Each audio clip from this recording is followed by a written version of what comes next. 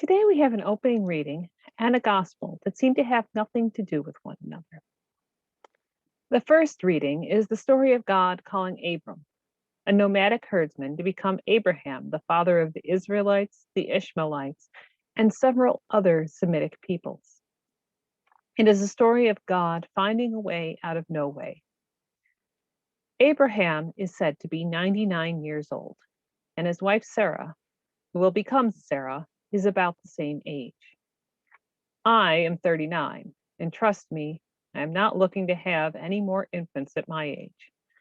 Beyond any biological impossibilities or improbabilities, the idea of trying to raise a newborn at such an advanced age is just absurd. And yet, the Bible tells us that through God's action, Abraham, as a centenarian, became the father of not one, but two sons, Isaac and Ishmael. But then we come to the gospel, in which we have Jesus telling the apostles that he must undergo suffering and be killed there. Peter, as the voice of human reason, tries to talk Jesus out of this madness. And then we have Jesus replying, "Get behind me, Satan, for you are setting your mind not on divine things, but on human things." And then Jesus starts preaching to the crowd about taking up their crosses and following him, about saving their lives by losing their lives for Jesus' sake. All of this leads to several questions. First, how are we supposed to understand the first reading? Second, how are we supposed to understand the gospel? And lastly, what does one have to do with the other? So let's take these questions in order. As I said, the story of Abraham is the story of God finding a way out of no way. It's a story of God acting in a way that does not fit with the way we as humans know the world to work. Now, often when this passage is read, it is seen as lending credence to the prosperity gospel. That is, that if we worship God, if we have faith, then God will provide us with earthly treasure and rewards. To be very clear, this is a heresy, one that is grounded in ancient pagan beliefs. It is the religion of the non-Israelite tribes of Canaan and of the Greeks and Romans.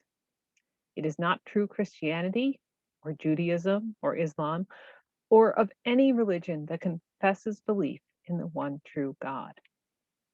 God does not provide us with earthly treasure and rewards. But God does stir the hearts of humanity and works in mysterious ways to bring hope to the hopeless, to make what once seemed impossible possible. God works within and amongst us to transform the world into a reflection of God's kingdom in heaven. And at the same time, this transformation may seem or may in fact be miraculous, but God has made us co-creators in this world. And if we want to see that transformation through, it is up to us to continue in that co-creation, to make the world one of justice and peace for all. And in the story of Abraham, we see how at times he helped in this co-creation, and how at times he fell short and created discord and hurt the most vulnerable. But how throughout God continued to call Abraham back, how God remained faithful. So then we turn to the gospel. Now I have to admit, part of me when I read this gospel agrees with Peter. If I had a friend, someone I looked up to and knew he was walking into a trap, I would probably have tried to talk him out of it too.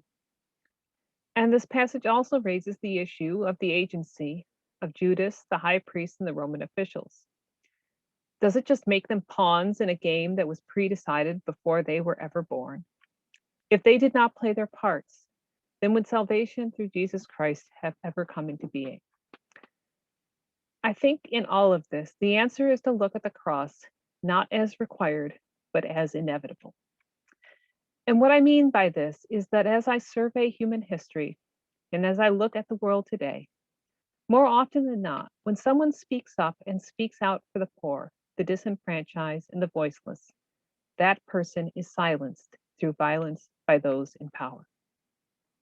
In our modern times, we need look no further than the headlines to see this borne out in the persons of Alexei Navalny, Jamal Khashoggi, Tursun Kairodia, and Chen Qishi.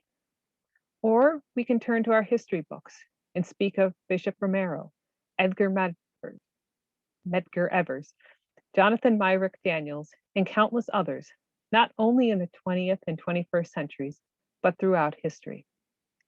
For Jesus to be Jesus, that is, for God to be God, Jesus needed to be that voice in Galilee and Judea, to put himself in the crosshairs of a foreign totalitarian regime that was in part supported by Jewish leaders whose own power was dependent upon maintaining peace and continuing the flow of resources from the poor and powerless to the wealthy and powerful.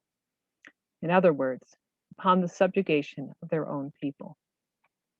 If Jesus had died peacefully in his sleep at the age of 85, he would still have fulfilled his mission of having lived out a fully human life as God, of bringing that which is incompatible into compatibility, of bringing about salvation for humanity. But because Jesus was God, because humanity is human, Jesus' death on the cross was inevitable. And it is from this perspective that we need to read the gospel. Not that Jesus had a death wish, but rather, in a culture of death and destruction, life and salvation are seen as an enemy to be crushed out, and that Jesus could not stop being Jesus simply because he knew it would bring about his death. And I think the difficulty with which we have in understanding both these stories is where we can find both the wisdom that links them both and the meaning that we can take from them into our daily lives. God's ways are not our ways. God's thoughts are not our thoughts. God does not create or condone evil or hardship in our world. When creation, and most especially we as the human species and part of creation, turns away from God, the absence of God is experienced as evil and hardship. But even when we are in the midst of darkness, separated from God by our own actions or by those of others, God is still present, still calling us back, still calling us to bring light into the world. God is calling us to be his hands and feet in the world, not at some time in the distant future or distant land, but wherever we are, whenever we are, to transform our little piece of creation into God's kingdom on earth. Amen.